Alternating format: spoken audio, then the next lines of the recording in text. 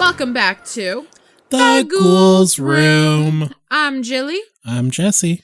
And I figured with the holidays coming up, we would do some Christmas themed. I was gonna start making some sleigh bell noises, but then I remembered I'm a human and not a sleigh bell, and I can't do that. That's awesome. I'm so glad. If you were to do that, I don't know, how would you?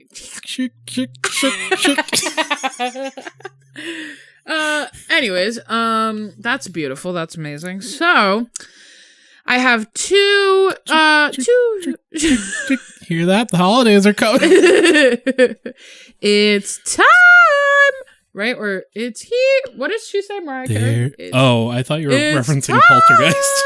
Oh no, here. No, that's kind of the same feeling I get every time I see Mariah Carey say that, and I'm like, they're here. It's coming. It's Christmas. All right. So I have two little spooky Christmas stories I thought would be very nice. So this first one is from a deleted Reddit user, so they don't get credit for it. And they're very prolific. Just they don't. I don't think they really. A deleted Reddit. They just like posted gold and then left. Like just like whatever. Our father.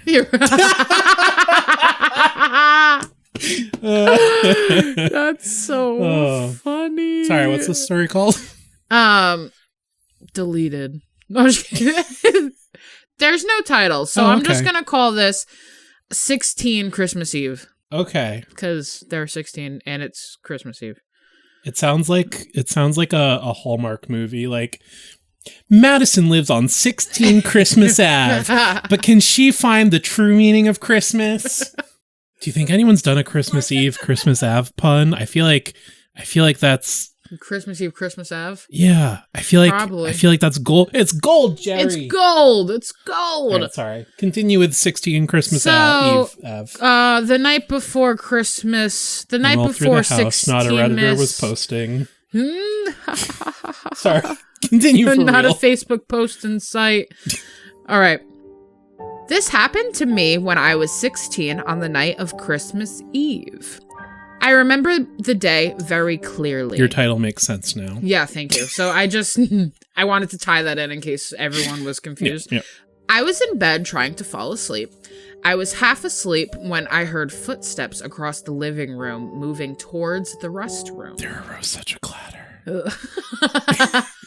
She had visions of sugar plums dancing in her head. From their cadence and the distant sound they made, I could tell they were my mom's. But in the dead of the night, without the white noise of the Usher fan... Wait. Usha. I thought she was listening to, like, Usher music. So I was really confused. Yeah, my white noise, I just have Usher playing constantly, quietly. That's so funny. Editor, could you please... Producer, could you please Google that for us? I was like, Usher. Jamie, pull that up. I'm like, is that a brand? You're right. What is Usha? It sure is a brand. Oh. Okay. Is it just like a white noise fan? Oh, it's literally a ceiling maybe fan. It's like the Dyson. The Dyson of ceiling fans. Okay, so we got a bougie Christmas Eve. Oh my goodness. Okay. But in the dead of the night, without the white noise of the Usha fan to dull them. For those Do you think it's called that? Because it goes Usha. Maybe. That sounds like that should be in a Scooby-Doo episode. Usha. It was cold outside, so I had turned it off. I really can't stand. How many Christmas song references can we pack into this? Their website is, they have Usha.com, but they also had UshaFans.com, and I was like, that's for fans. Sorry, I just had to. If you really like this fan, you can be a fan of the fan. Yeah, I have an account on Usha Fans. Anyway, continue when you're ready. Let's see. They sounded really crisp and creepy. And I shit you not, within a second, the creepiness induced by those footsteps escalated. She said it was her mom's footsteps? Yeah. What's creepy about that? So... Am I missing something? So I'm hearing... So, within a second, the creepiness induced... So I don't think it was creepy at first. Okay. The creepiness induced by those footsteps escalated exponentially into a full-blown, shrieking creature that diffused into my room through the windows. What? Jinx, I guess.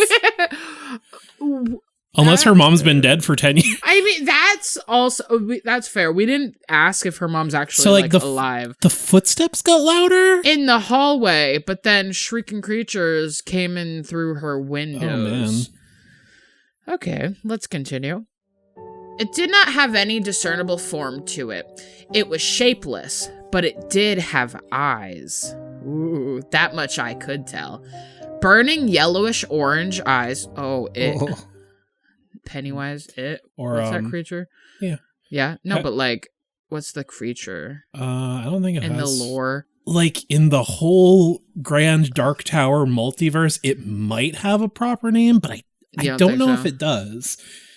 Because I know there's the Earth Turtle, and that's the good. Oh, and yeah, that's Maturin. The bad is that yellow-eyed. I don't know if he has a name. I don't know. I just started watching that Welcome to Derry. Oh, yeah? It's good. It's really good. I did see the first episode. Starts with the music, man. Yeah, it was good. It was so good. I was like, I've seen this before. Right. So, yeah, Stephen King purist, let us know if the Pennywise creature has a proper name. Burning yellowish orange eyes, it sat on me like a huge rock. It was so heavy that I could not move. I tried to move my hands, which were free from the weight of the thing, but they were somehow frozen. I screamed for help, but all that escaped from my lips were faint whispers.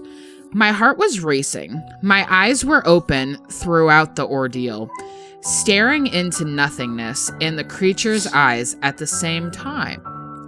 I felt as if death itself was sitting on me. I was certain that I was going to die, that my soul was going to be forcibly extracted from my body. Jeez. I just surrendered to whatever was about to happen. After a few minutes... Guess I'll die. Yeah, I mean, what else can you do? Right. In that position, I mean, do what you need to, my guy. After a few minutes, as suddenly as the creature had diffused itself into my room, it disappeared. I was now free, but I was sweating and shaking quite a bit. I had no fucking clue about what had happened. I was too afraid to move an inch. I just closed my eyes and drifted off to sleep.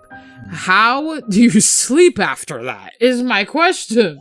Right. All these creepy stuff happened and that people are like, well, what else would you do? I had to go back to sleep. Yeah. Like, what's going on? Like, all right. The next day, I woke up perfectly fine. I hoped it was just a one-time thing and left it at that. 1 month passed without any scary things happening. I had completely forgotten about the incident when it happened again. No. This time, it was triggered by a cat walking on dried leaves outside my window. That seems like so nothing, but I guess it was that darn cat, I tell you what. I guess if your fancy fan wasn't on, you might be able to hear it. The same shrieking creature, the same helpless, frozen state, and the similar sudden exit of the creature. I desperately hoped that it would not repeat. Unfortunately, that was not the case. The creature kept coming back. Jeez. Always when I was about to fall asleep, and most of the times triggered by an unusual sound. Sometimes it was triggered by an unusual memory that suddenly popped into my head, which I was not supposed to remember. You are not allowed to think that, brain. Like the dents on my lollipop that I was licking on Independence Day in my kindergarten. Not what I thought that would... That's hilarious. Why are you remembering this, stupid brain? I am sorry that I cannot convey the creepiness of the whole thing effectively in words. Anyway, after a year of these nocturnal episodes, I learned... Last Christmas, I sat on your chest. The very next day, I went away. I learned on the internet that it's called the old hag syndrome or sleep paralysis, and that modern science is quite aware of it and has an explanation too. I was quite impressed, but I won't go into the details here. I guess you found sauce for your TIL thread. Today I learned. Oh, okay. Common Reddit acronym. I guess you found sauce for your TIL today I learned thread. Anyway, after getting to know the reason behind it, I stopped being afraid. Whenever the creature visits me, I just surrender to it. And patiently listen to the bullshit screams. It goes away in a few minutes. The last time it visited me was 2 months ago. I am not expecting this condition to stop, but I don't give a shit anymore. Yeah. I am sure others must have experienced this. If so, I would love to listen to how the creatures appeared or appears to you. Us too. Send it to the goals room. Perfect. At Nailed gmail.com. So that was the first story. I am constantly grateful that I do not have sleep paralysis because that sounds terrifying. I think about every time I go to turn and lay on my back in the middle of the night. Even knowing it's like not terrifying, like not supernatural, like it is still like, oh, that's horrifying. Like I hope I never experience that. Oh my goodness, I accidentally did something crazy. You know how I named the last one 16 Christmas Eve? Uh-huh. Is this the sequel, 17 Christmas? No. Their next door neighbor? The first sentence is, yes, I was about 16. It was Christmas Eve. Crazy. She's a workaholic, but can the neighbor at 17 win her heart? Warm her cold heart to the beauty of Christmas? Knives Out, 21. All right, 16 Christmas Eve, part 2, story, The Secret of the Ooze. Yes. So our next story... Too Fast, Too Furious. Yeah. Electric Boogaloo. This is from a Reddit user, Knives Out 21. That's why you said Knives Out. Yes, that is why I said that. I thought we were just talking about the movie. No. Why? Is that a movie? Knives Out? So that's a movie? It's like a murder mystery. 21? That might have been when it came out. Well, James Bond. I just thought this person really liked knives, so I wasn't going to judge. Okay. Well, let's jump right into this. Yes, I was 16. It was Christmas Eve and snowing heavily. My parents and myself were sitting in the living room with the Christmas tree lights on, having eggnog and opening up my stocking gifts. Oh, no. You know, I always wanted to open one thing on Christmas Eve and never could. I always wanted to. Ever since I was a kid, I was like, other people do it, but I get waiting. I understand now. But anyways, so having eggnog and opening up my stocking gifts, as was our tradition. We suddenly heard the door knocker banging really loudly 3 times. We see no one out the window, but my dad... 3 knocks upon the door on Christmas Day. All right, sorry. We see no one out the window, but my dad opens up the door and looked down. There was a bloody black cat laying across the threshold across the snow. Aww. What was fucked up was there was no human footprints in the snow. I mean, the dead cat is already kind of fucked up. That's so true. No tire tracks. And logistically, there was nowhere and no way that we would have not seen anyone if they put a cat there. It was still alive. Okay, so it wasn't a dead cat. It was just a bloody cat. It was still alive, so we shut the door and left it there. It devoured a rabbit on the roof and then jumped down. So it had the rabbit's blood on it. It was still alive, so we shut the door and left it there, and it was gone in the morning. What? And then she goes, yeah, that's fine. And then they Don't go, worry about it. Not, LOL. My family and myself are huge animal lovers. They really got me. They did. I was like, what the hell? My family and myself are huge animal lovers. Of course we took it in and made it comfortable. It was a young male that was not fixed and had been in a terrible fight. Aww. A few days later, we took it to the vet and he recovered nicely. Aww. The weird thing is, aside from the knocking and no footprints in the snow... I did forget about the knocking. Right? in the snow was my mom gave it to a friend of ours that lived down the street. And 4 or 5 months later, the cat, now happily part of the family, woke them up by howling and screaming, just freaking the fuck out. Turns out, an electrical fire had started in the garage, and one of the cars was also on fire. They all woke up, everyone was okay, and the car didn't blow up, and only the garage was damaged. Hero cat. Right? But they were very lucky in general, but especially because there was all kinds of flammable stuff in the garage. Oh, yeah. Initially, they called him something stupid like Shadow, but then they renamed him Clark after Superman. Oh, precious. He was a really nice cat and lived to be pretty old. Oh. I thought that was a cute little story. I forgot about the knocking because the whole time I'm like, I'm sure a cat could like go through the snow and leave prints that are like, too small to notice. Right. Or like, it gets... The cat was okay. If people aren't like accustomed to looking for prints, like I could see it being lost, or like if it snows over or so, I could see the cat getting there. Like that part doesn't weird me out so much, but the knocking. Yeah, the knocking is... Mm-hmm. And not even a knock, because because sometimes, like, at home, if I'm in the living room, I have once in a while heard, like, a little knock on the door. The wind. A tree branch falls on the house. A bird flies into the window. Exactly. Like, there's so much it could be, but the fact that it was a door knocker that has to lift up and knock 3 times. And let me just... I think it said... We suddenly heard the door knocker banging really loudly 3 times. I'm glad that one had a happy ending, though. As soon as you mentioned the bloody cat, I was like, oh no. Oh no, the dead cat.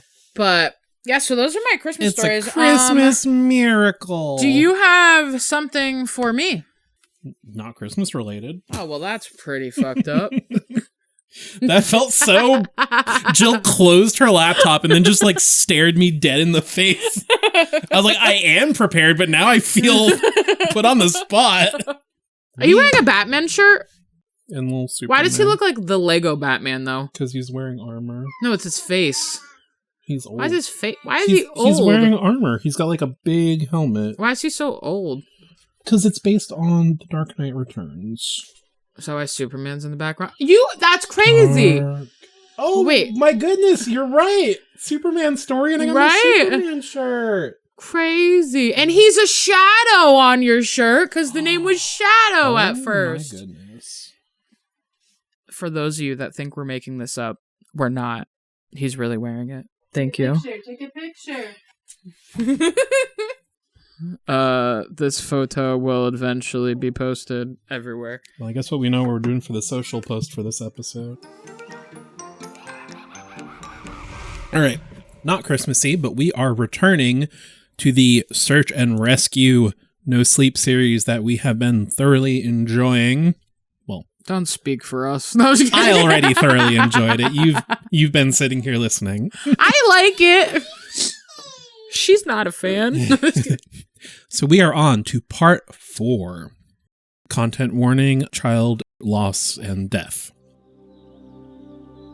Hey guys, I'm back from my training op and I have a lot of really interesting stories to share with you. I've got enough that I'm going to break them up into 2 parts, this being the first. I'd love to put them all in one entry, but I just haven't had a chance to write them all down yet. I didn't have anything too crazy happen while I was out there, but we did have one incident with a rookie that I found relevant. Since I'm sure you guys have been waiting for these, I'll just get right into the stories. I'll assign each batch of stories to the person who told them to me. KD. KD is a vet, the letters K and D, not Katie like a girl's name. It's like, what are you saying? KD is a vet who's been an SAR officer for about 15 years. She specializes in high-elevation mountain rescues and is widely considered one of the best in her field. She was one of the more enthusiastic storytellers, and since we were together a fair amount during exercises, she ended up telling me about 4 that really stuck with me. The first she told me in response to my asking about her most traumatic calls. Great, let's get the trauma out of the way. I'm so ready. She shook her head and told me that really bad calls happen more frequently on the mountain, since the potential for nasty accidents is higher. Makes sense. Makes sense. About 5 years ago, one of the parks she worked at had a string of disappearances. It was a bad year, she said, and one of... I'm thinking of a string going missing. My red string! We've lost so much string. I can't knit anything. It was a bad year, she said. One of the worst on record as far as weather went. Oh, I was like, what would make it a worse than you? Like the mountain is really in a bad mood this year. But weather, yep, that makes a lot of sense. Is it snowy weather? Because, hey, we're back in the Snowy Right? weather! Snowy weather! Jen put, editor Jen, well, I'm talking to producer Jen right now, but editor Jen, when you're editing this, could you put in a mix of air horns and jingle bells? I think that'll appropriately get the feel. Jingle air horn, please. Okay. They were getting about a foot of new snow every couple of days, and there were a few avalanches that killed some climbers. They'd warned about people staying on the mapped areas, but of course, there's always those who don't listen. In one particularly nasty case, an entire family got wiped out. The phrasing of that. At least they went together. They got wiped out. That reminds me of, like, the murderers that are called, like, family annihilators. Yes. Like, brutal. Got wiped out because the father decided he knew better than the officials, and he took them, typical man, and he took them out into an area that wasn't safe. They were snowshoeing. Have you ever been snowshoeing? No. Me either. You'd think we get enough snow here that we'd have at least tried it once. Is that when you put like the tennis rackets on your feet? Snowshoes, but yeah. I mean, you guys probably have enough tennis rackets at the house. You could try it. As best KD could figure, they'd walked onto a shelf of snow that looked solid, but actually wasn't. It gave way, and this family went ass over tea kettle almost... That is way too whimsical of a way to describe this family getting wiped out. Ass over tea almost kettle. 300 feet down a slope. They landed on the rocks at the bottom, and the parents died instantly. Oh no. One of the kids did as well, but the other two survived. One had a broken leg and fractured ribs. The other was almost unharmed, save for some bruising and a sprained ankle. The uninjured child left his sibling behind and set out to find help. Oh. So glad this is fiction. Right. KD said the kid didn't make it more than half a mile before a storm overtook him. Kid stopped to try and get warm, or maybe just to rest, and ended up freezing to death. Oh. You guys did that in unison. They ended up finding the family with the help of some witnesses who saw them heading out into the wilderness, and she was the one to find the kid who'd frozen to death looking for help. She said it had started to snow, just enough to obscure long-distance vision, but not enough to make searching impossible. She saw a figure sitting in the snow up ahead, and she got to it as quickly as possible. She described, in detail, how, as she got closer, she realized first that it was a child, second that they were deceased, and third that they had frozen in one of the most pitiful positions she'd ever found a corpse in. The kid was sitting upright with his knees tucked up under his chest. His arms were curled around them and his head was tucked up under his coat. When she moved the coat to look at his face, she saw that he died crying. Oh my god. His face was twisted and the tears were frozen on his cheeks. I forget how brutal this story the whole story gets sometimes. God. She said it was painfully obvious that the kid was terrified when he succumbed to hypothermia, and as a mother, it broke her heart. She told me, repeatedly, that she hopes the father is burning in hell as we speak. Amen. Whew. That's so Yeah, sad. this story gets so brutal sometimes. Which, like, even if it is fiction, it's like a good reminder to be careful in the woods. Right. You know? Listen to Like, people that know what they are even doing. if there's not, like, cursed staircases and invisible monsters, like, still very dangerous. And even if you think you know more than the people... You don't. You don't. You do not. You do never know more. You don't. You do never know more. You do never know more. The other...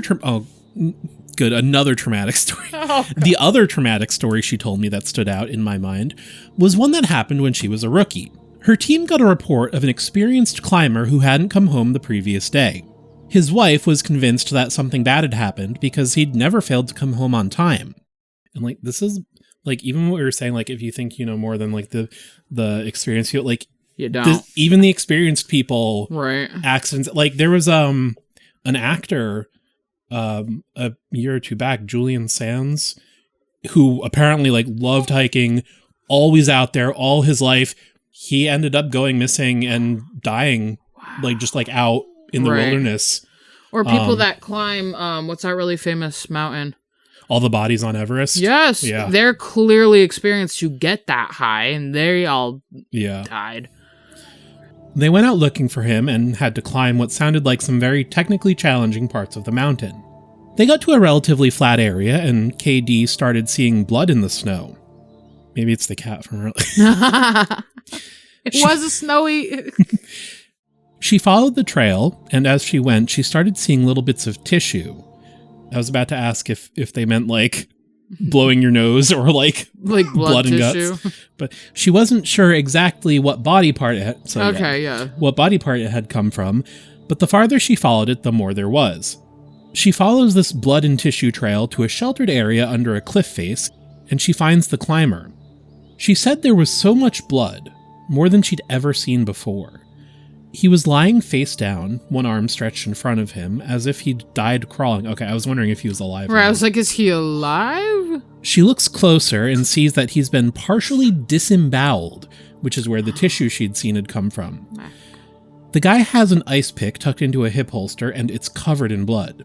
Of course, they'll never be sure exactly what happened, but she said, as best as she can figure, this is what went down. The guy had been attempting to climb up to the next area, and had been using his ice axe to ascend. He'd probably hit a loose patch and had fallen. On the way down, or possibly when he landed, he'd gotten impaled by the axe and it had disemboweled him. Oh my god. He drug himself along, tearing pieces of himself out as he went, and had died under the cliff face. She isn't terribly bothered by gore, but I guess a few of the guys who came to help her remove the body threw up when they turned him over, and a good portion of his intestines spilled out. Of course the men threw up. Every time I hear disemboweled, I always think it means the intestines coming out of the butt. Every single time. And I think it's from listening to cruise ships and people are afraid to flush the toilet. It does have the word bowels in it. So that's why I always think, and I think of the cruise ships, how like when people flush the toilet, how it pulls it out their which I think is a myth. I saw as a myth, but still. I mean, I think that's how it works in space. Not to bring space planes back. But I think because there's no gravity, like it does literally have to suck the waste out of you. Right. Any astronauts listening, please feel free to correct. Yeah, definitely. The astronauts are fans. Okay. I mentioned to her that I was interested in hearing about any experiences she had with people completely disappearing. Her eyes lit up and she leans in close to me. Want to hear a real doozy? She asks. She tells me about how, when she first started, there was a case that got a lot of attention in the media. A family had been out berry picking in an area of the forest very close to the entrance of the park. They had 2 little boys, both under the age of 5, and at some point during the day, one of them vanishes. There's an absolutely massive search, and they find absolutely nothing. It's another of those cases where it's like the kid was never there in the first place. The dogs just sit down and don't pick up anything. No trace of the kid is found. The search goes on for about 2 months, but is eventually called off. That must be another hard thing, too, like, deciding when to call off a search. Right, like, especially for, like, a kid or somebody. I would not want to be, like, whoever makes that decision. Right, you know, like, right. Ugh. Fast forward to 6 months later. The family comes back to place flowers at a memorial that's been set up there for the kid. They bring their other son. While they're placing the flowers, they lose sight of the kid for about 3 seconds. Shut up. And in that span of time, he vanishes into thin air. Now, obviously, the parents are beyond devastated. It's awful enough to lose 1 child, but to lose 2 is beyond imagining. The search is huge, one of the largest in state history. There are about 300 volunteers combing every inch of this park looking for that kid. But again, there's no trace of him. Our darn kids keep going missing! The search goes on for about a week, with people looking miles from the part of the park he vanished from. And then, almost 2 weeks later, a volunteer almost 15 miles from the designated search area radios in that he's found the kid. They assume that the kid was dead, but the volunteer says he's not only alive, brother, he's in good shape. Oh, not what I thought. I think they mean the second kid, but I'm not sure. Right, Either way. Katie and her team go out to recover the kid, and when they get there, she can't believe that this is the kid that's been missing. His clothes are clean, there's no dirt on him anywhere, and he doesn't appear traumatized. The volunteer says he found the kid sitting on a log, playing with a little twig bundle that's bound together with some old rope. Katie asks There's the missing rope. The missing string. We found the string. This damn kid's been stealing it and tying up sticks. Katie asks him where he's been, who he was with for those 2 weeks. Okay, so it is the second kid. Okay. Who he was with for those 2 weeks. And the kid tells her that he's been with the fuzzy man. Coming back to like the bear man. Now, KD firmly believes in Bigfoot, so she gets all excited and asks what he means by fuzzy. Was he hairy? But the kid says no, he wasn't hairy. Static? He was a fuzzy man, and he describes a man that's blurry, like when you close your eyes but not all the way closed. He says the man came out of the trees and took the kid with him deep into the woods. The kid says he slept in a hollow tree, and the fuzzy man gave him berries to eat. Berries and meat! I'm a little lad who loves berries and meat.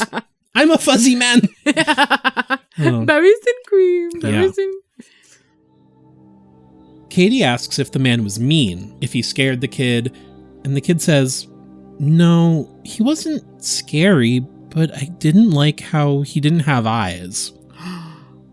I don't like that either.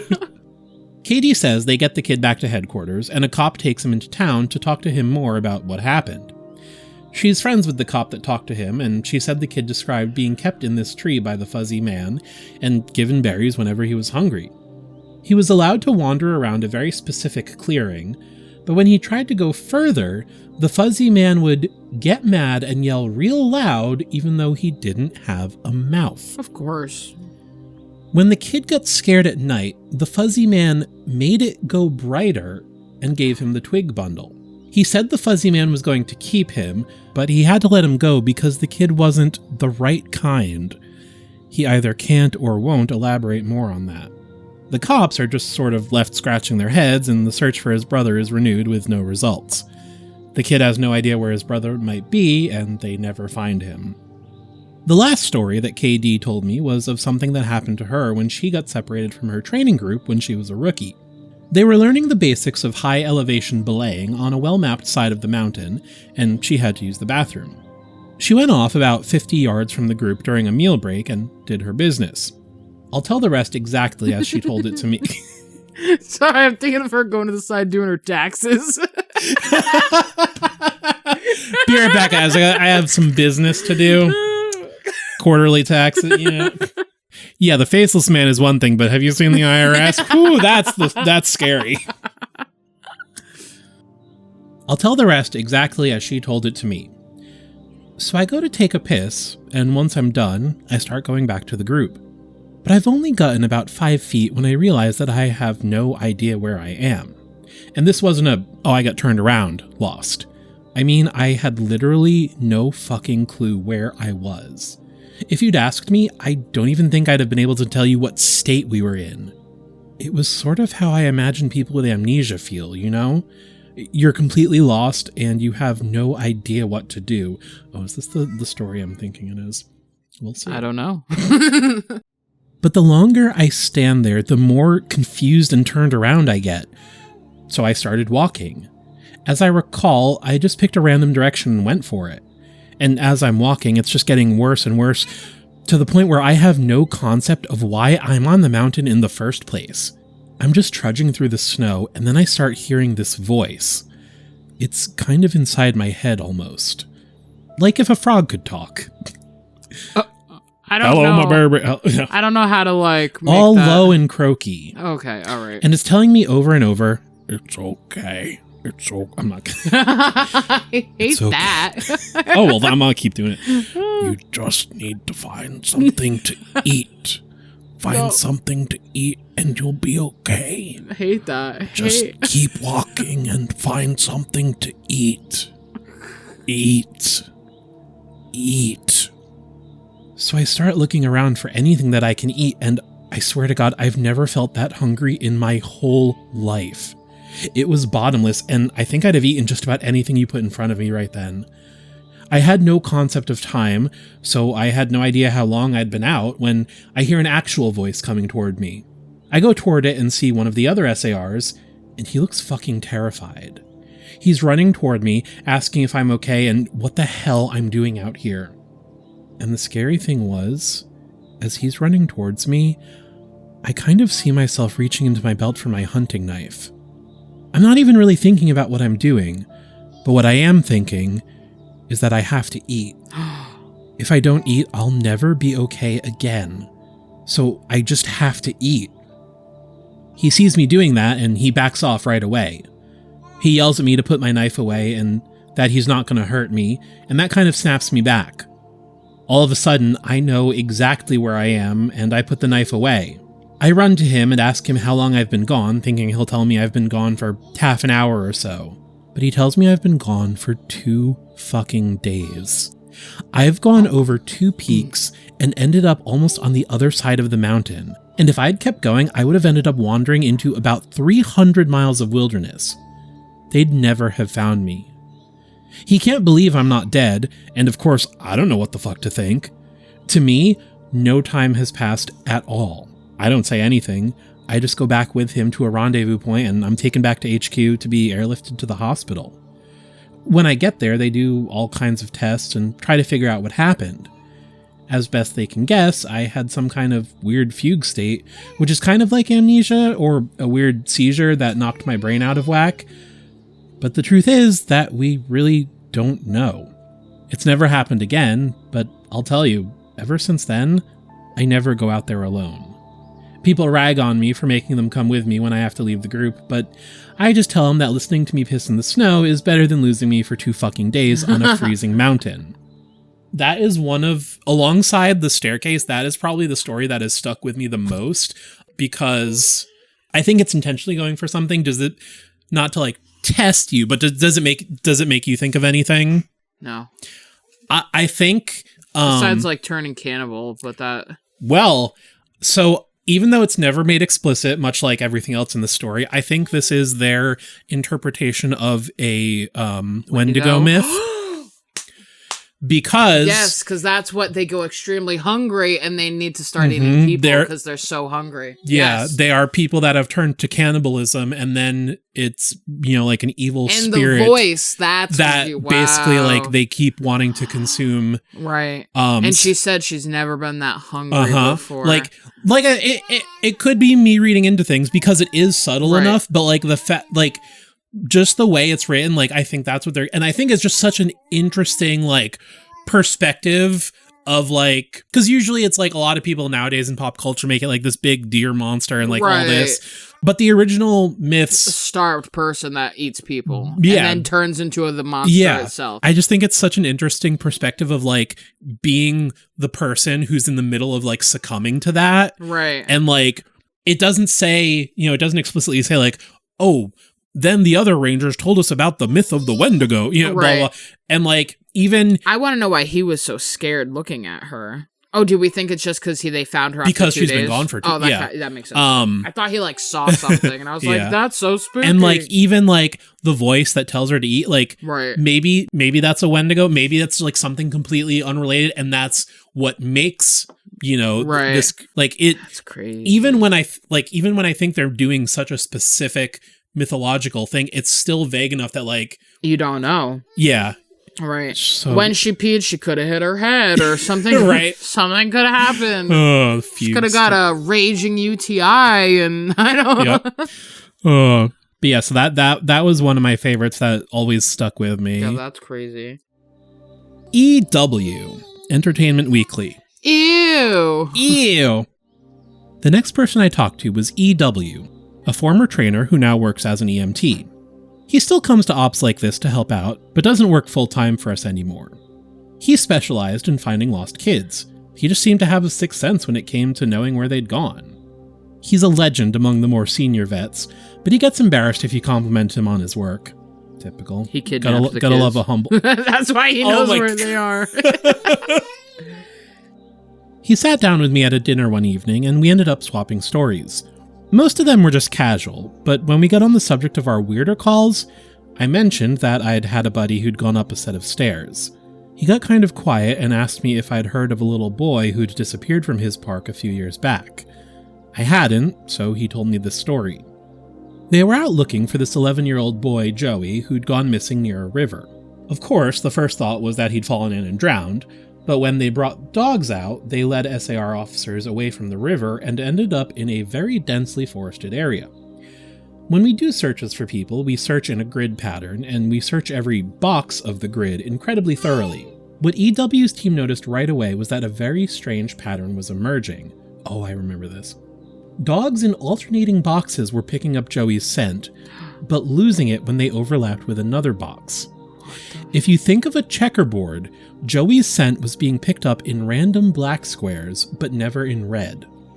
This, of course, didn't make any sense, because how could the kid bounce from area to area without leaving a scent in each place he passed? Exactly on the diagonal. Right, This child is a bishop. Right. EW and his partner pass into a new box of the grid, and EW notices a set of stairs about 50 yards away. He tells his partner that they need to go check near it, but his partner flat out refuses. He tells EW that he's made it a point to never go near any stairs he sees, and that while it may be routine, he's not to pretend that it's normal. I really like the way they phrase that. Right. Yeah, it's routine, but it's not normal. Right. He tells EW that he'll wait in sight while EW checks. EW says he was irritated, but he felt for the guy and didn't push him on the subject.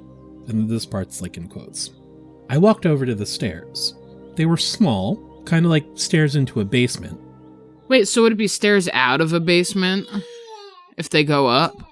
Yeah, or did they go into the like, ground? I think they still go up, but it's like those kind of stairs. Okay, so like stairs that come out of a basement. Yeah. They should change that.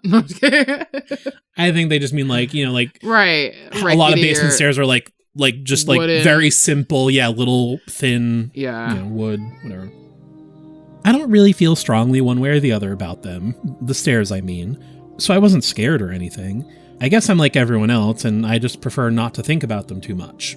Anyway, I went over and I could see that there was something lying on the bottom step, sort of curled up. My heart sinks because of course you always hope for the best, and we were confident that we'd find this kid alive because he'd only been missing for a few hours. But I knew right away that it was him and that he was dead. Oh. He was curled up in a little ball on the step, holding his stomach. It looked like he'd been in horrible pain when he died, but I didn't see any blood, except some on his lips and chin. I radioed in that I'd found him, and we got his body back to command. That poor family, they were devastated. The parents couldn't understand how he'd be dead, because he'd only been gone for such a short amount of time. And on top of that, we didn't have any obvious cause of death, which just made it worse. I figured he'd probably eaten something poisonous since he was holding his stomach when I found him, but I didn't want to guess. It's hard enough to hear that your kid is dead, let alone have some stupid SAR guy guessing about what happened. They took him away, and I went home and tried not to think about it. I hate finding dead kids, man. I feel like that goes without saying. Yeah, I was gonna say, I also would hate finding dead kids. I would prefer not to find any dead children. I'll go on record. You're right. Write that down. Put it in the record. I loved this job, but it's one of the reasons I left. I've got 2 daughters, and the thought of losing them that way just... He choked up a little here. I'm not great with emotional stuff like that, and it's always sort of awkward to see a grown man cry, so I didn't really know what to do. Hey, let grown men cry, okay? Yeah. You're part of the problem. Yeah. They have feelings, too. Especially when they find dead children. Right. You know what? That's so true, too. Let normalize men crying when they find dead children. That should be a given, honestly. He pulled himself together eventually, though, and he kept going. We don't always hear back from the coroners about cause of death. For a split second, I thought it said crooners. The cause of death was poison. We don't always hear back from the coroners about cause of death. it's not really our job to know, I guess, and sometimes if they think it's foul play, they won't tell us because of legal bullshit. But I've got a friend who works for the sheriff's department, and he'll usually pass along any interesting info if I ask. That's a boy right there. Right. Always get friends in interesting places. Right. In this case, though, I actually got a call from him about a week later. He asks me if I remember the kid, and of course I do. And he says some seriously... Right? Like, do you remember that dead kid you found? A week ago? Yeah, I think I do. Yeah. Now that you mention wait, which it, one? You're Like, right. And he says some seriously weird shit is going on. He tells me, EW, man, you're going to think... We got a quote and a quote and a... we're 3 layers in now. EW, man, you're going to think I'm crazy, but the coroner has no idea what happened to this kid.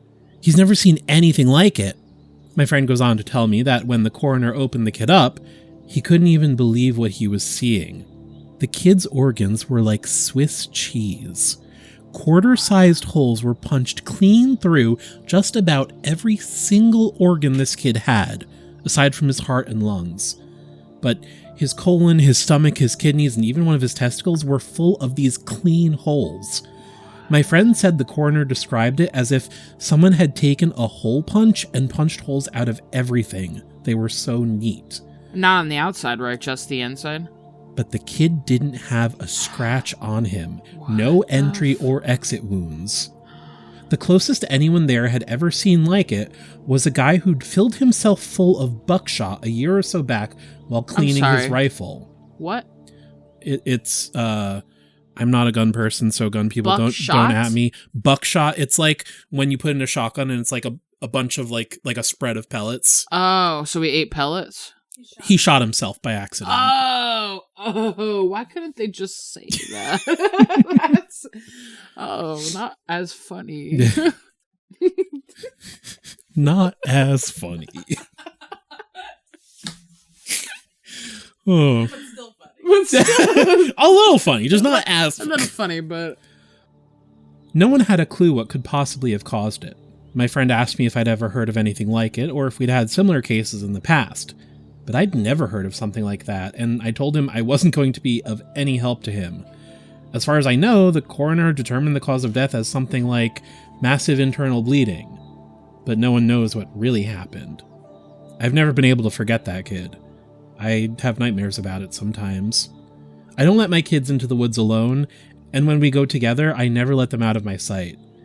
I used to love it out here. But that case, and a couple of others, just sort of ruined it for me. And that's where the quotes end. Dinner was over, so we started to clean up and go back to our cabins. Before we went our separate ways, he put his hand on my shoulder and looked at me really close. He tells me that there's bad things out there. Things that don't care if we have families or lives, or that we can think and feel. He tells me to be careful, and he walks away. I didn't have a chance to talk with him again, but the story stuck with me. By pure coincidence, I got to talk to another vet, PB, who's been in the SAR field for years. We were partnered on a grid sweep during a training exercise, and we were chatting casually about how we liked the job, what kind of things we'd seen, and the like. At one point, we passed an old set of stairs, though these were probably from an old fire lookout, given the area that we were in. I sort of casually mentioned that I was curious about the stairs, and that I wished I knew more about them. He got kind of quiet and looked like he wanted to tell me something, but wasn't sure if he should. Finally, he told me to turn my radio off. Turn your body cam off. Obviously, this is something we are never, ever supposed to do, but I did, and he did the same. About 7 years ago, he tells me, he was out on a call with a rookie. They were in an area of the park that's had a lot of strange reports and events. Disappearances, stories about lights in the forest, odd noises, things like that. The rookie was totally spooked, kept going on and on about things out in the woods. According to PB, the guy wouldn't stop talking about the Goat Man. Hell yeah. Goat Man. Just on and on. Goat Man this and Goat Man that. Finally, I told him that there was plenty else to be afraid of out there that was very real, and that he'd better get over this thing with the Goat Man. The rookie wanted to know what kinds of things I was talking about, and I just told him to shut up and walk. We crested a little ridge, and there was a staircase about 10 yards ahead. The rookie stops dead in his tracks and just stands there looking at them. I tell him, "See, that's something you should be afraid of." The rookie asks me what the hell these are doing out here, and for some reason, I just open up and tell him the truth. Or what I've been told is the truth. I could have gotten in a lot of trouble for doing what I did, and I could get in a lot of trouble for repeating it to you. But you're a nice kid, and I want you to stop looking into this. Quit while you're ahead. So I'll tell you what I know, under the condition that you never breathe a word of this to the supervisors. Don't tell chicken noodle. I told him I wouldn't say a word, and he double checks that our radios are off. When I first started out, we were a little less tight-lipped about them, and other things that happen out here. We warned people before they were even hired that there was weird shit going on. I guess the Forest Service was... How do you feel about stairs in the wood, hypothetically? Let's just say there might be some unexplained events on the mountain, on the job. Not quite entirely OSHA compliant 100%. Is that okay with you? Feel about that? We do have pretty good holiday pay. I guess the Forest Service was tired of having such a massive turnover rate, and they wanted people to know what they were getting into. So they started having people sign these agreements that they wouldn't go to the media about what they were going to see. So we got a cover up now. What was it called? The NDA. Yeah. The FS didn't want to scare people away, so the last thing they needed were spooked rookies running off to the media with stories of ghosts and haunted stairs. But eventually they found that the agreements weren't necessary. People not only didn't want to talk about what they saw, they wouldn't. A few times, media tried to talk to people when kids or hikers would disappear, and no one would say a word. I can't really explain it. I guess we just don't really want to admit anything is wrong. This is our job, to be out in the woods every single day. We don't need to be spooked, and the best way to avoid that is to pretend like everything's okay. So I'll tell you everything I can think of, and after that, I'm done talking about it for good. And I expect you to not bring it up around me ever. The stairs have been out here as long as the parks have existed.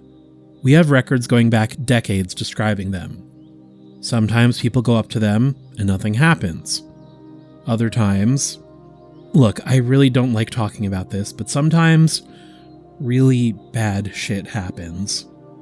I saw one guy get his hand sliced clean off when he got to the top step. He reached out to touch a tree branch, and it happened so fast. 1 second his hand was there, and the next it was gone. Completely clean wound. We didn't find his hand, and the guy almost died. Another time, a woman touched one of the stairs, and a blood vessel in her brain exploded. Literally exploded like a water balloon. She sort of stumbled down and came over to me, and all she got out was, "I think something is wrong with me." She dropped like a sack of flour, dead before she hit the ground. I'll never forget the way the blood leaked into the inside of her eye. Before she died, I watched it turn red. I watched it happen, and there wasn't a single thing I could do to help. We warn people not to go anywhere near them, but there's always at least one idiot who does. And even if nothing happens to them, something bad always happens. Kids go missing as we're on their trail. Someone dies the next day, cut in half in a completely safe part of the park. I don't know why, but something bad always happens. I don't know exactly why they're out there, but it doesn't matter. They're here, and if we were smart, we'd tell our new officers exactly what they're capable of. Monsters. Alright, so I think we're back to our narrator here. We were both quiet for a little while. I was afraid to talk because I wasn't sure if he was done. He looked like he wanted to say something else. Finally, he spoke up again. "Have you ever noticed how you can't find the same ones twice?" I nodded, expecting him to continue, but he just stayed quiet, walking alongside me, and eventually he started a story about the biggest deer he'd ever seen in the park. I didn't bring up the subject again, and I didn't press him for any more stories. He dropped out of the op the next day. Apparently, he left before the sun came up. He said he was sick. None of us have heard from him since he left. Sick of this shit. Right? Is this something bad happened because he talked about it, or he doesn't want anything bad to happen now that he's talked about it? Right. I'm going to stop here for the time being. I'll try and post the next part in the coming days, but what with it being the end of summer, things are pretty busy here. Thanks for the continued interest, guys. You've really awakened this curiosity in me that I didn't know I had.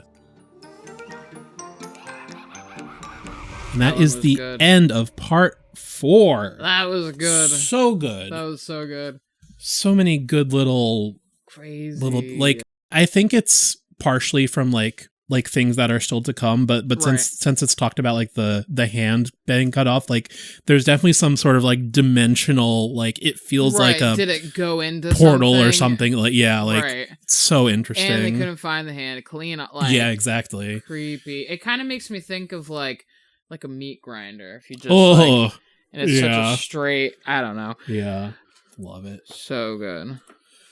Even when it's brutal. Yeah, so good. So good. Uh, I see something like that when it is that bad. It's also not that bad because you're like, all right, it's fake. Don't worry. Yeah, exactly. Yes, that's so sad. But hey, you don't know their names because it's not real. yeah. Like watching an animal movie, like it's okay, they're acting. They're not right, really. exactly. No animals harmed in the making of this movie. But yeah, that was it for today.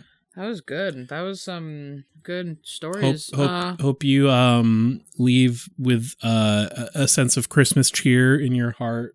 I don't know if you'll have cheer, but have something. In your step. Something glorious.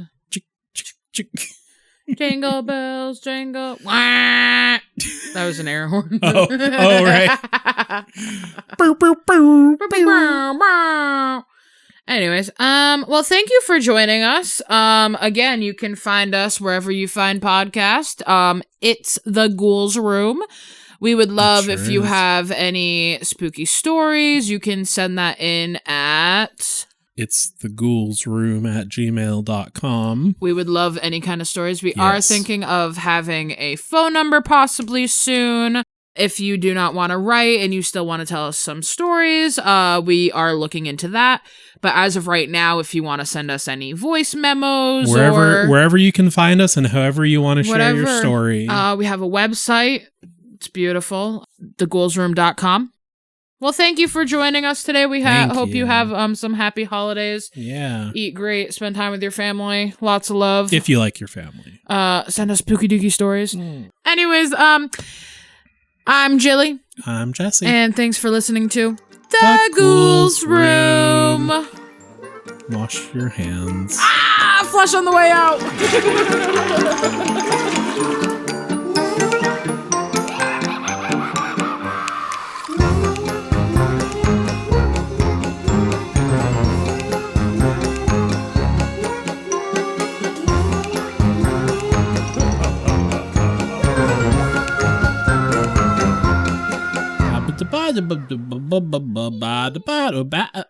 Boots and cats and boots and cats and boots and cats and cats and boots and cats. Red leather, yellow leather, red leather, yellow leather. Good.